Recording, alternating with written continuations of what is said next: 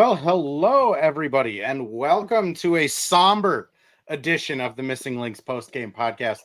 I'm your host, Andrew Dukowitz, beat reporter for Zone Coverage, and I cover the Lynx, Wolves, and Golden Gophers. And we have Elle Mohs back on the pod, third time wearing an actual Champions t-shirt, sweater in the Sweatshirt. frost. Has immediately jumped off of the Lynx bandwagon, and because Delulu on Twitter said I needed to wear a pink wig at some point this season, I am your pink wigged host that will be wearing this for approximately 3 more minutes, and then it is coming off because I am getting pink everywhere. Elle, how are you? I wish I was better. I mean, I'm pumped to be here with you tonight, but not over these circumstances. I am sad. I am very sad because when the Lynx season is over, our jobs are over. Not over, but covering them is over. Our time covering them is over. Yeah, it's weird because in a way, Wolves Media Day is tomorrow. So I am going to be going straight from Lynx beat to Wolves beat and will be just as busy as I was before.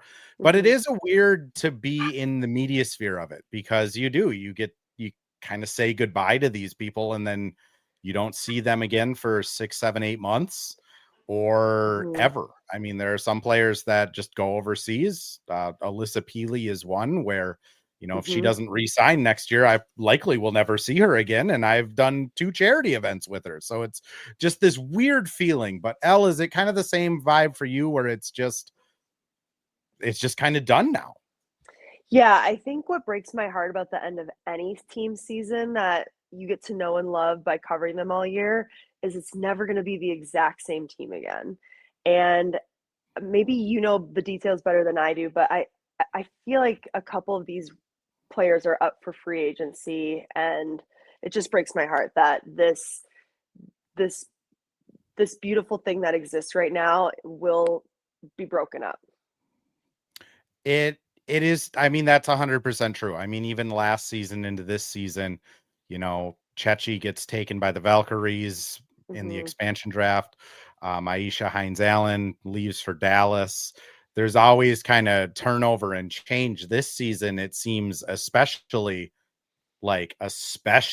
prudent, as Amanda mentions in the chat. Lots of them are free agents. In fact, the only player under contract currently on the team is Ola Kosu.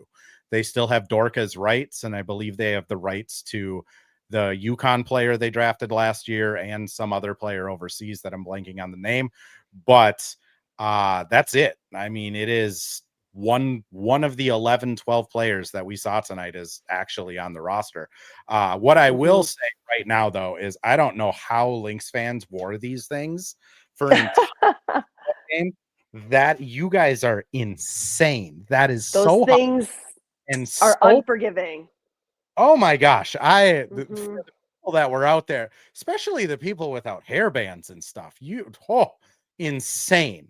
Elle, I did want to start this off on a little more of a positive note though, because I think we will be analyzing the end of this season for the entire winter. I know I will be writing about it. I kind of have talked multiple times of if they don't win the championship, this is a Golden State Warriors 72-10 type collapse. And well, I do feel that way. That's what the resume says. It feels awfully similar to 2024 when it just didn't finish how anyone wanted it to. I mean, referees again are in the headlines. Cheryl doesn't get to coach the last game. Fee is injured the last game. In my mind, it's still a little bit of an asterisk, but I do want to ask you on a different note. When you look back on this season over the offseason, what are kind of the highlights that you're going to remember, just in general or as specific as you want? Because it's so fresh. We don't need to talk about their loss in the semifinals all night. Yeah, definitely. I like that we're taking this route because I think there is, at the end of the day, a lot to celebrate. I think the most obvious is that the Lynx won the People's Choice Award this year. They're the stud buds leading the charge with just everyone in the league falling in love with them coming out of that all-star weekend with everyone knowing who the Stud Buds are, everyone singing Pink Pony Club, dyeing their hair pink. I mean, the videos going viral. I think that was totally the highlight of the year, where everyone outside of the fandom of Lynx fell in love with this team and saw why their chemistry is so good and why us in Minnesota love them so much. So that was really cool to see them really get the love that we all see internally. So I would say that's the biggest highlight. Another was just having that New York redemption sweep towards the end of this regular season, where they won 3 of their 4 matchups against them. That felt so good, just satisfying after last season. And I know it really doesn't have. Actually, you know what another one was? When you and I covered the Bon Iver Yeah, that was a lot of fun. Media opportunity, when Bon Iver was actually at their practice facility playing with all these kids. They welcomed all these kids into the gym, and you just got to see a few of the Lynx players just be so real and fun, and this high-powered A-list musician come in and just be real. That's what this organization is all about, is the egos are checked at the door and everyone is a good time, and I love it. So to me, those are the 3 highlights. I would add, Dustin in the chat mentions the Connecticut comeback was a highlight. That was insane. The oh was it, yeah, like a 12-point comeback in like the last couple minutes? Like that was so yeah, long that was ago. It feels like a huge. lifetime I ago. forgot about that. The other event that the Lynx do, and the Wolves do it too, so I do want to give the Wolves credit too, but they do the honorary contracts for kids in the Special Yes. Olympics to go and run drills and be a Mhm. part of the team. And that's probably, the Lynx doing it and the Wolves doing it are probably my 2 favorite days of the year. Just seeing kids get to like interact with their heroes, and like how serious the players take it too, where like Courtney Williams is legitimately knocking Masha to the ground to get a rebound because she wants her kid to win. That's one. I mean, the other one, the other thing that I especially really enjoyed this season was just seeing Cheryl, like kind of the evolution of her. Not, I'm sure she's always been a delightful person behind the scenes, but the evolution of her in the national spotlight, where she is, saying she'll dye her hair pink, making salad tossing jokes with Carly Samuelson. Like there's all of these weird little like just moments of humanity that Cheryl has shown that I really am happy got more coverage this year, because Cheryl's a really interesting, cool person. And I think she gets this rap of kind of being, the grumbly Tom Thibodeau of the Lynx, but she isn't. She's a delight. And I think you and I have talked about this off the pod a lot, that we've had a very dark summer in Minnesota. I know this, having to put on my news reporter hat often this summer to help out our news team cover some huge tragedies.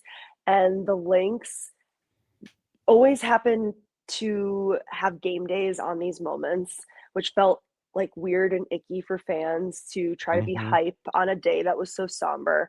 And somehow the Lynx, Cheryl Reeve especially, always had the right thing to say in those moments. Like no one's asking her to comment and weigh in, but she always just has the right words. And this team kept the spirits of this city that was hurting afloat this summer. And for that, like, I just credit Coach Reeve and the Lynx immensely for that. I've said it on a few pods that basketball has always been a distraction to me. So that's how I cover it. Like I try not to be hyper political or hyper negative or things like that, because like I feel like there's a fan base of people out there just like me who have probably like shitty things happen in their life, and they escape by watching basketball or reading about basketball or listening to a podcast about basketball. And I will say this Lynx season was especially that for me, covering it. It was just cathartic to be around really good people. To touch on your Cheryl point, just one more kind of Cheryl praise, and then we can get on to the very intense free agent discussion that's going on in the chat. After that Annunciation church shooting, I was at the Lynx practice facility when it happened. I was like just pulling into the parking lot, and the Lynx could have said, no, we're not doing press today. They could have canceled it, said it was a tragedy. I texted their PR person before just saying, hey, I'm not going to ask any of the players about this, but I'm going to ask Cheryl about it if she does availability. Cheryl could have declined. Cheryl could have walked up there and said, I'm not touching it. Cheryl could have said, we're making a public team statement that'll be out this afternoon. She could have said anything she wants to get out of that question. And she didn't. She walked up there and gave a very articulate, thoughtful 2-minute answer that's true to herself, regardless of if you agree with it or not. It was an authentic, true answer that she didn't have to give. And that's just, those are the things that I feel like Cheryl got a little bit more credit for this year of just, yeah, she is willing to be kind of go against the grain, and she can be gruff at sometimes, but at the end of the day, she's almost always at least speaking her convictions. Yeah, and it tells me that she is invested in this community beyond just being a coach of a team in this city. She is invested in it. This is where she lives, where she's raising her son, and I think that's why it affects her so deeply, and she feels compelled to speak. And completely I like that. Agree. I am going to run a couple ads here quick so we can get the lights to keep turning on. When we come back, I mean, I am getting the I can't wait to see this chat that people want to talk free agency. So we're just going to talk free agency. Let's do it. This is a pod for the people. We're going to go where you guys want us to. So quick ad breaks, and then we'll be back to talk free agency. Well, hello. Thank you, Livestream Andrew. This is Ad Read Andrew. And today we have Firehawk Construction and Remodeling, the presenting sponsor for the Missing Lynx podcast. Firehawk Construction and Remodeling strives to inspire people to follow their ideas, working with respect and understanding to create a quality, tailored result. Firehawk Construction and Remodeling, located in Blaine and serving in the North Metro area, is here to help you with your building and remodeling needs.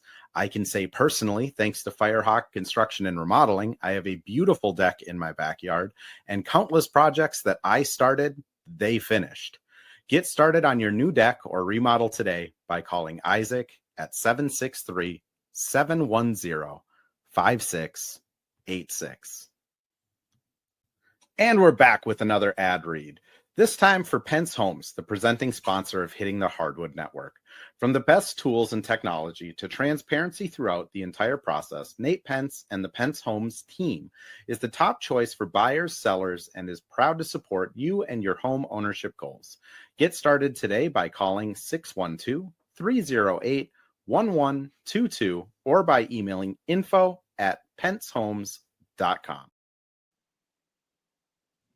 All right, so ads are out of the way. Free agency. First, I do want to say Andrew he summed up what we said in 3 minutes in one sentence. With all the bad things in the world, this season was a nice way to escape from things. Yes, that is correct. The best part of sports is you can just get away from life.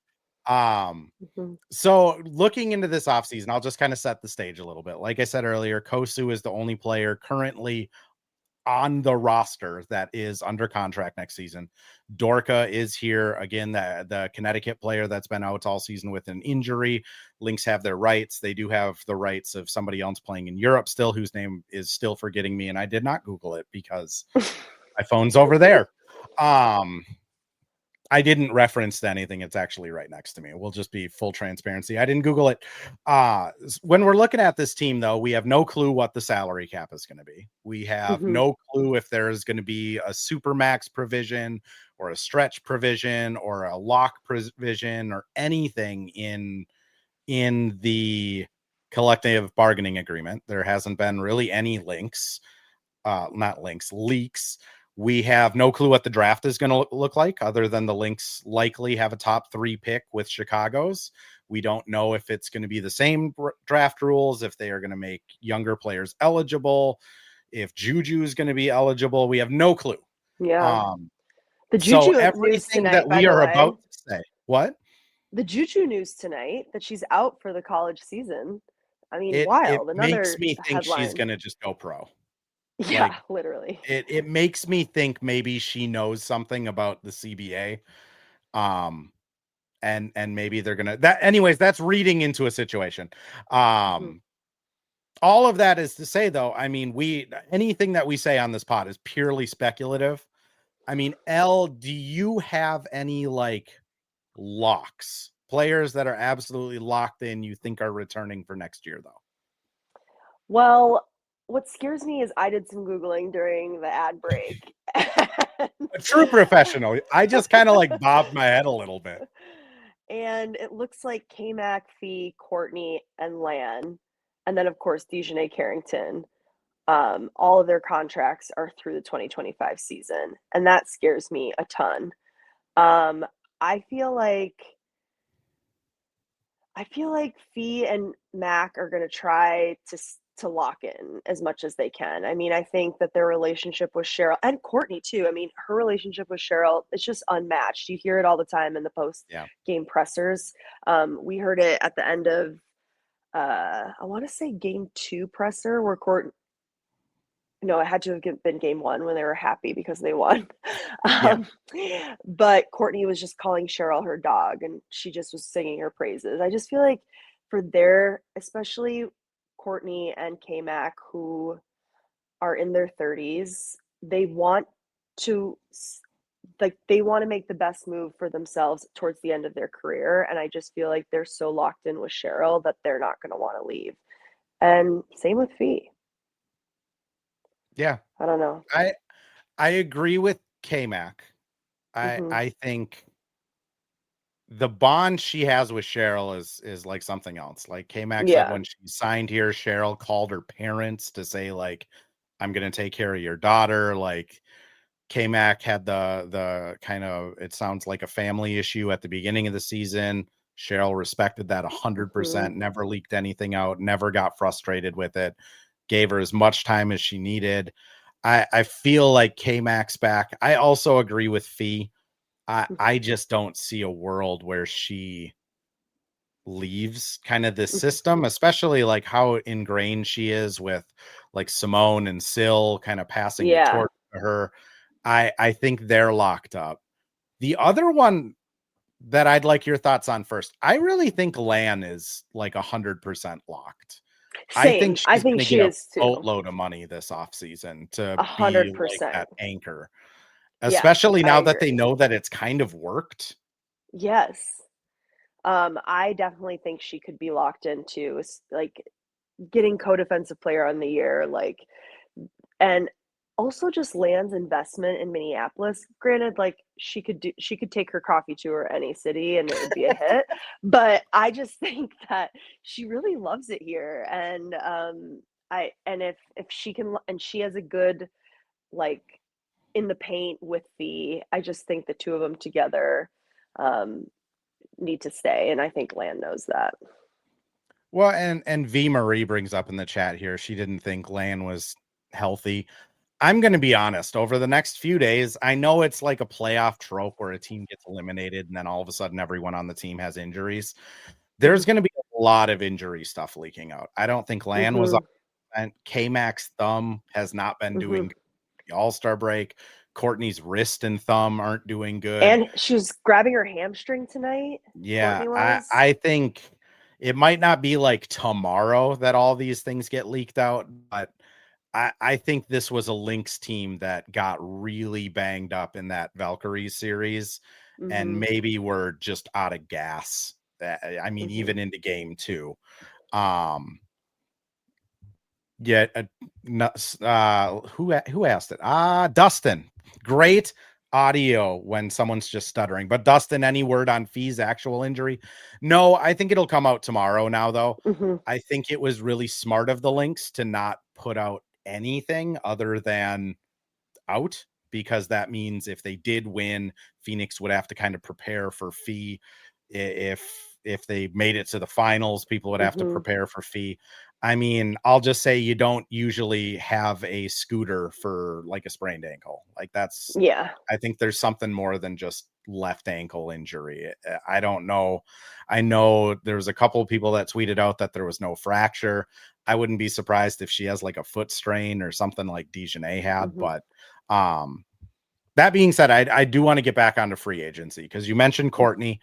I'm kind of in this weird place with Courtney, and I want to get your thoughts on it because I think she has made enough money off of the stud buds now to where she never has to look at like money in a contract again.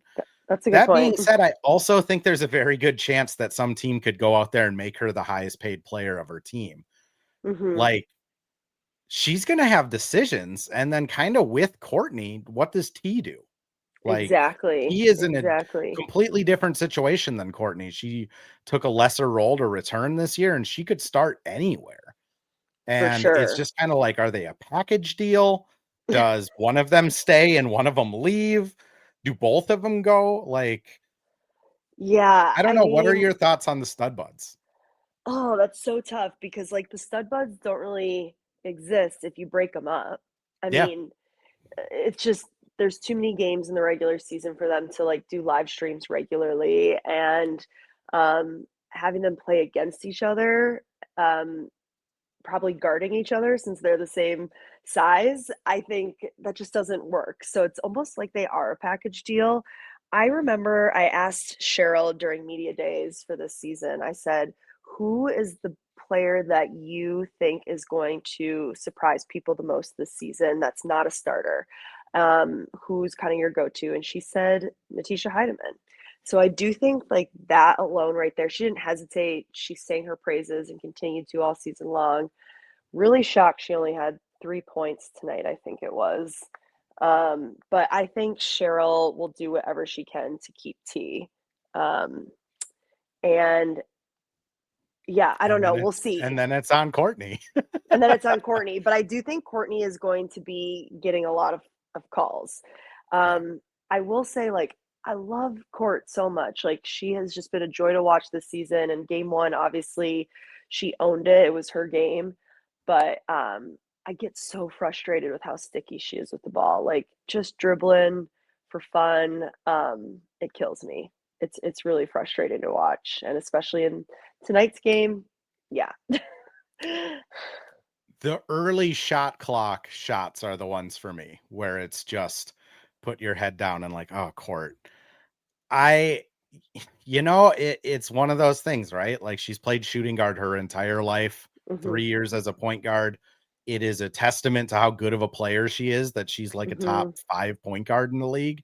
But there's still those weird things, right? Like dribbling the ball too much early in the shot clock, calling her mhm. own number. It's I think, and a couple people have said in the chat, it's Court or T. I think it'll be T for sure. I wouldn't say she's a lock just because you never know Yeah. what type of money someone's going to throw at her. I Mhm, think Court's going to have to make decisions. Like mhm, I would not be surprised if Cheryl is going to Court and saying, "Hey, you might not start for us next year if you and T are here, or your role might be limited, or you're not mhm, getting the type of contract that the Valkyries might give you." And then it's on Court to mhm. say, is this situation worth it? Um, Right. Kind of going down a little bit more of just the roster, BC and Dejanay. I'm kind of in a similar spot with them where it's probably one, not both.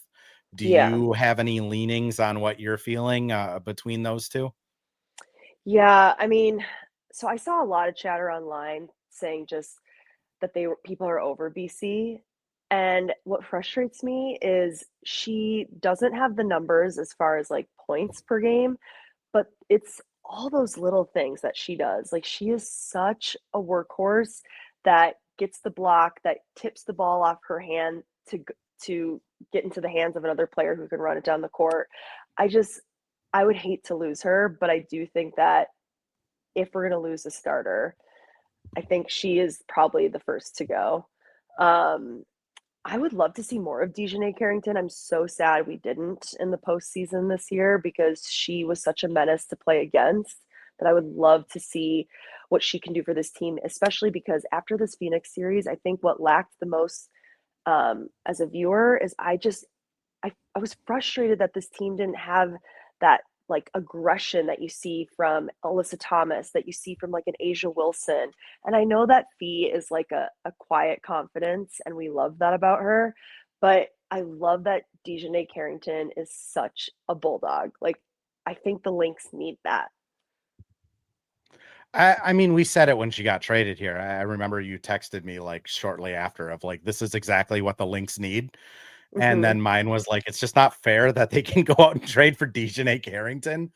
But Yeah. I don't know. BC is very important to this team, but I think if Hmm. you're looking at like the starting five, BC and Court are probably the two that are like expendable, I guess. That's I Agreed. hate I Agreed. hate like talking about players like they're just like money, but like those are probably the two that I'd say like if Cheryl loses one of those with that top draft pick with other free agents that she could lure here, I think they'd be okay with it. I also Hmm. think BC has a lot more to her game than she gets to play here. Like when she is Yeah. playing overseas, she's a primary ball handler scoring, 15, 20 points a night. And here with the Lynx, she's very specialized, right? She gets Hmm. the like pin down, wheel around corner or above the break threes, corner Hmm. threes. Once a half, they let her dribble it a little bit, and that's kind of Yeah. it. Hmm. I don't know BC as well as I know some of the other players on this team, so I have no clue like what her motives are, or, like what her end thought process is. I'm just looking at it from like somebody who's being underutilized. I wouldn't be surprised if she leaves and is like Yeah. the second scorer on a good team somewhere else. Hmm. Hmm. Dejanay, on the other hand, I kind of agree with you. I would try and do anything I could to keep her, Hmm. especially how quick she clicked with this team, how quick she clicked with Yeah. Cheryl. Like, I think I'm right there with you. Like, lock her up for a Yeah. couple of years. You can always trade a player like that if it doesn't work out. Like, let's Hmm. go. I see a couple of people say BC, the internet thinks she's going to Toronto. All I will say is the internet thinks every Canadian is going to Toronto. In the NBA, every Canadian's going to Toronto. In the MLB, every Canadian's going to Toronto. I think she's from Quebec, I think. Maybe Toronto's like a thing for her, but like I think some team is gonna pay her and give her a role. And then it's kind of like Courtney. It's up to her to decide if she wants that role and that Hmm. exposure, or if she wants to come back to the Lynx and kind of continue to be a really important cog, right? Yeah. A couple people have brought up Masha and Shep. I, Oh, Jess Shepard had a great game tonight. she was so good. She's so reliable too. Like when the ball's in her hands, I truly trust her. I think, Real man, quick, if we, Marie says BC is from Chatham, about 3 hours away from Toronto. I have mm, no clue where that is because I me am neither. not Canadian. But thank you, Marie. Continue, Al. Yeah, man, I don't know. Again, I'm not a business insider on how to manage a team, but I just think Jess is someone that this team needs to hold on to. Like also Masha's been great this season, but she to me is more expendable than Jess is. When Jess has the ball, she's in control, and it's just so rare that she like lets a turnover happen when the ball's in her hands. Shocked by the jump ball call tonight, um, but most of the time, it's like in Jess we trust when she has the ball. Amanda says Minnesota is practically Canada. She's fine. Yeah, I mean, same vibes here. um, yeah, I again, it's hard with like the more role players for me because we don't get to talk to them as much. So like Hmm. I've talked to Courtney like 75 times this year, I feel like I have a Literally, pretty she's good always doing press. right. Like I have a pretty good sense of like what Court's probably thinking right now. Jess, I don't know. I know she really likes it here. I know she's really close to Fee. That being said, I mean, if you're a team that needs a center, Jess is probably a top 10 center in the league. Like, and Masha, I feel like I'd be less shocked if she came back. Like, apparently she's been really helpful for Ola and just kind of acclimating to the WNBA, helping with the language barrier and just kind of being a mentor.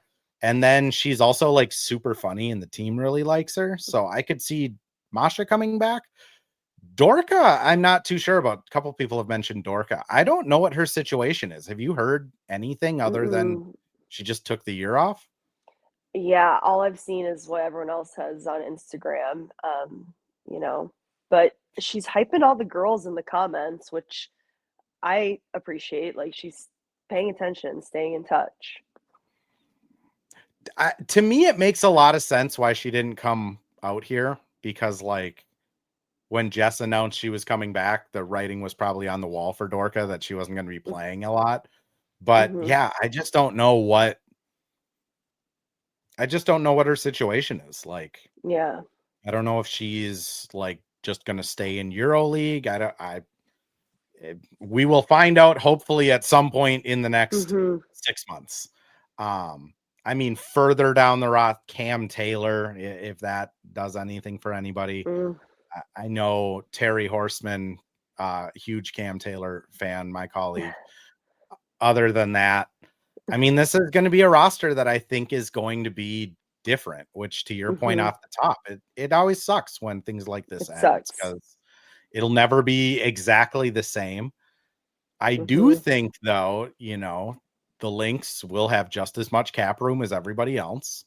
Everyone's a free agent, and they have the 3rd overall pick. They're in a good spot. They are, for sure.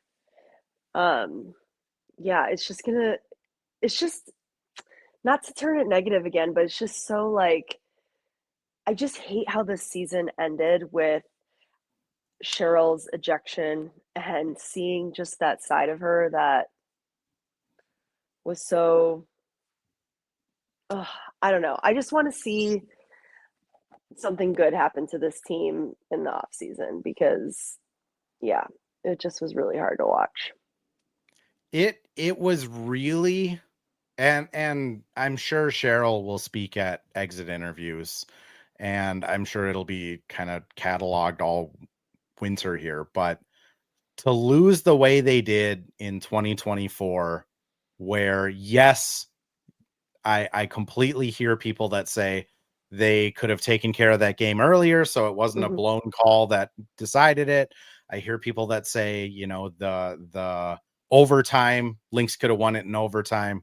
The call didn't decide it, but it's still like an officiating issue, right? In 2024 that led to that season ending. Yeah. And this season, it just kind of feels the same, where it's like, I mean, I wrote about it for Zone Coverage. I think just about everybody else in the basketball planet, including Bill Simmons, chimed in on it. Shout out to the huge. BS report. But like that, when I watched that game back last year, knowing that it was going to end in Fee getting, kind of chop blocked her knee underneath, or her knee out from under her, you could see just how physical that game was. You could see the frustrations mounting. You could see everybody getting more angry. You could see Phoenix players starting to get more under the skin of Lynx players. And that's a situation where refs have to just hone that game in. Like when you start, when that's coming through the TV, it's definitely showing up on the court.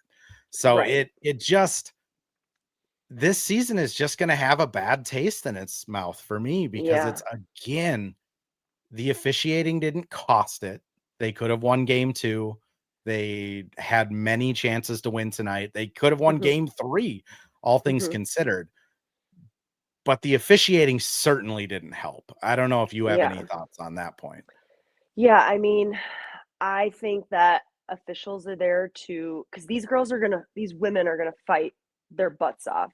That they're all competitive people, and so officiating is there in place to protect the players from these wild, unnecessary injuries that are going to happen when someone is blindly being competitive. And so it's just frustrating when it's not called. And then the imbalances of officiating has just been awful. Like, even taking the Aces Fevers game today, where Yeah. Aaliyah Boston shot more free throws than the entire Aces team. Like, that is so wrong. Like, you've got to be more balanced in your calls. It's and I'll be honest, like covering the NBA and the WNBA, like it is a completely different culture. Like tomorrow at media day, I need to start getting myself in the rhythm of watching 60 foul calls in 60 minutes because like their game doesn't have the physicality that the W does. But like there has to be a medium. Like there has to be, short of throwing rocks at each other and flopping.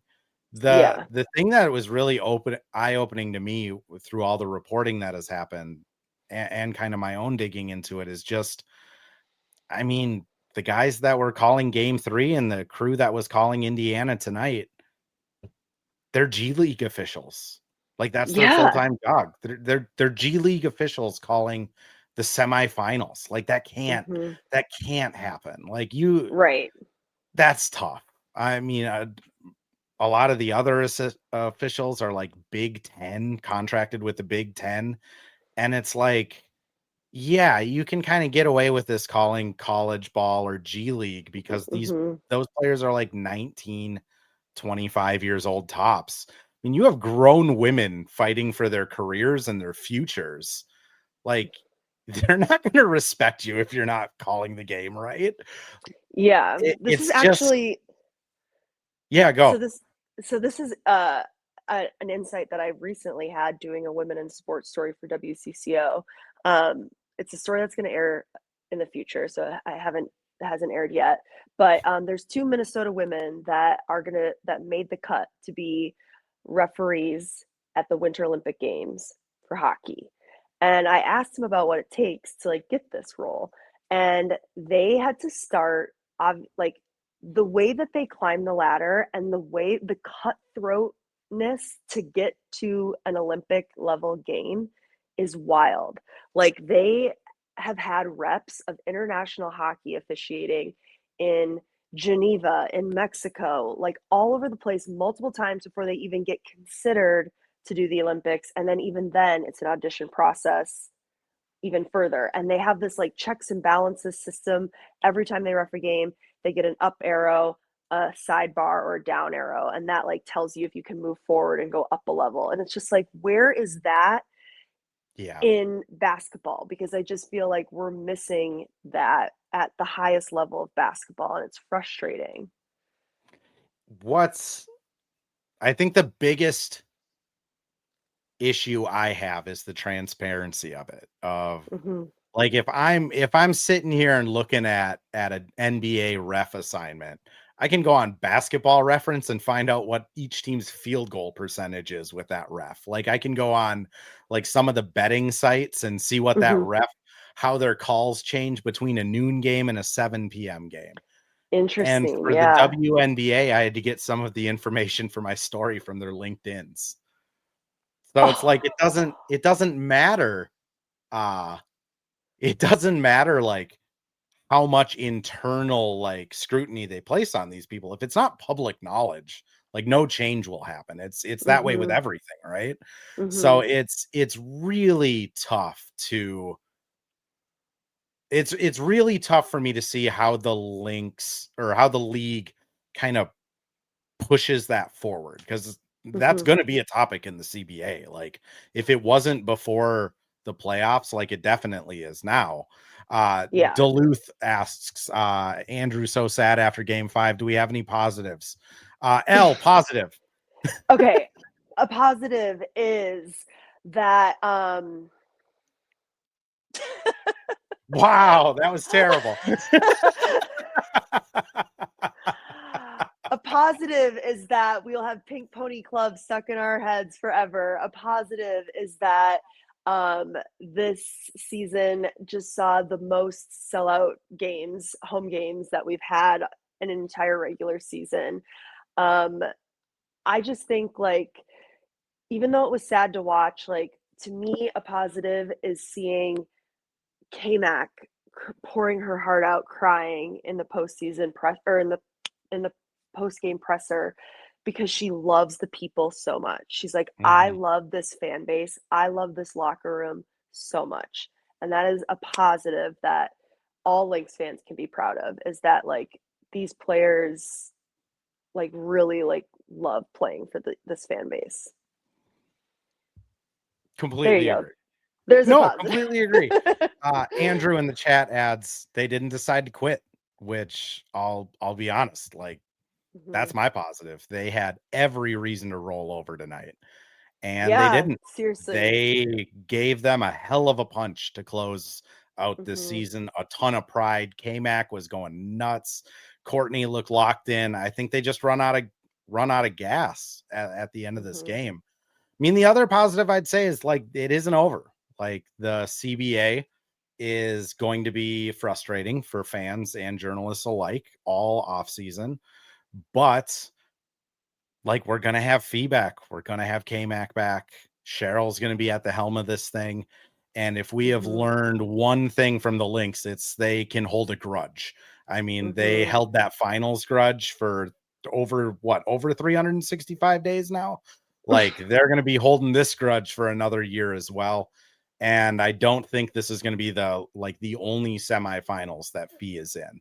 Um Yeah. L, we are hitting that 40-minute mark.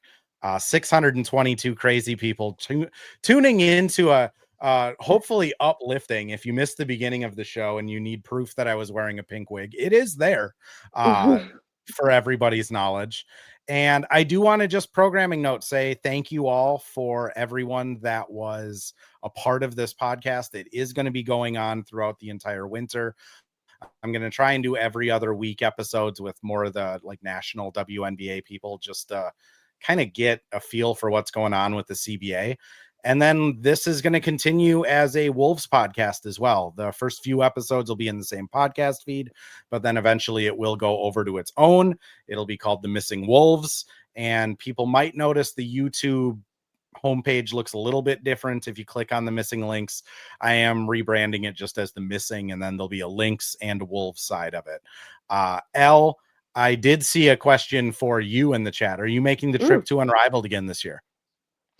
I hope so. The plan is that so last year I was able to go to Unrivaled home opener because I was covering the college dance competition also in Florida the same weekend. So hoping the stars align and we can make that happen again, because I connect with a CBS Miami photographer before heading to Orlando. So why not cover an Unrivaled game while we're in Miami for at least one night? So if the stars align scheduling wise, I will be there again. And I can't wait because, as we all know, Unrivaled got a ton of investors. And I think it's going to be bigger and better than ever.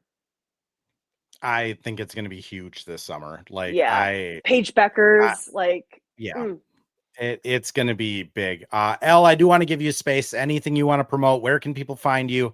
I know you have your women's in sports segment coming up, Yep. and maybe more to announce in the near future, or is it announced now? It's not officially announced, but I think it's safe. It is safe to announce because I'm super excited. So every Monday at 5 p.m., I have a Women in Sports feature story air on WCCO. But starting in October, the official launch date hasn't been announced, but in October, I am launching a Women in Sports podcast where, similar to this, I will sit down with an athlete, a coach, and just have like a very laid back, more open, in depth conversation with them. And I'm recording the first episode tomorrow with Taylor Heisey. So she will be one of the guests. I'm super excited. I did not plan that. It just happened that way. But yeah, we're going to talk to a bunch of legends that also have like national appeal. So we're hoping the podcast can, of course, gravitate a Minnesota audience, but Minnesota and beyond. And again, if you missed this full episode, it will be up on Spotify, Apple, wherever you get your podcast tomorrow at 7 a.m. Again, huge thanks to all the Lynx fans that make this possible. I mean, I can say from myself, Mitch, and Terry, I think we're at about the 10,000 download mark. Like, my pod got in the top 150 of basketball pods. It has been unbelievable that the bet that people wanted Lynx content is paying off, because none of this happens without Lynx fans that wanted it. So thank you to all of you. Elle, thank you again. And Thank we will you. see you probably after exit pressers with a bonus episode.